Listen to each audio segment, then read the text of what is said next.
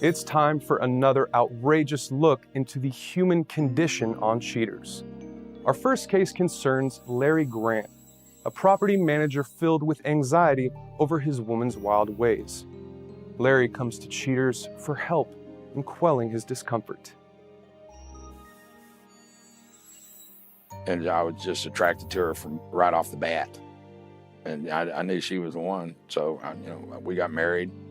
But then after a while, that wild spirit starts to come in play in not necessarily a good way. And that's been an issue that we've been dealing with for years. And we've already been divorced once.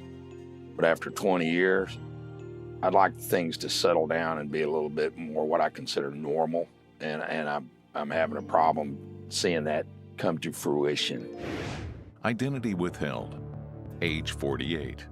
A corporate lawyer suspected of being disingenuous in her relationship. Aware that Larry is out of town, Cheaters begins to stake out the suspect's place of employment. After a long day, investigators finally catch sight of the suspect. As she leaves, she pauses at her car to speak to an unknown man. They converse for a few moments.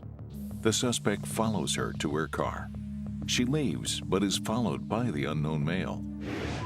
Always seems to be preoccupied when I'm out of town. I mean, she'll take the obligatory phone call for me to just check in and see how her day is going. But if I want to talk at length or I'm going to call her back later, she always has something. She's either tired or she has a friend that she's going to go hang out with. And what friend? What friend? Yeah, I got a feeling the friend ain't a woman. I do feel that. If I don't have to go out of town and I'm home for the weekend, she always has a caseload she has to work on that weekend. She works hard. I mean, I'll give her that. She puts in the effort.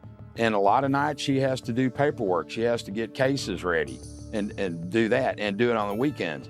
But it just seems a little too convenient to me that when I'm not in town, she doesn't seem to have a big workload. It's just I'm tired and I'm going to bed early or I have something else to do. Where is this tired going to bed early, have something else to do on the weekends I'm not out of town? We decide together as a couple to go through the process to make the relationship work better.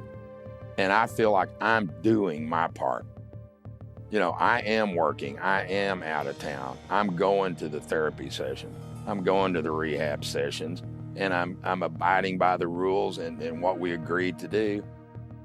And it just hurts when you're in a relationship and you really love someone, but you feel like you're the only one that really cares that much and is really interested in saving it.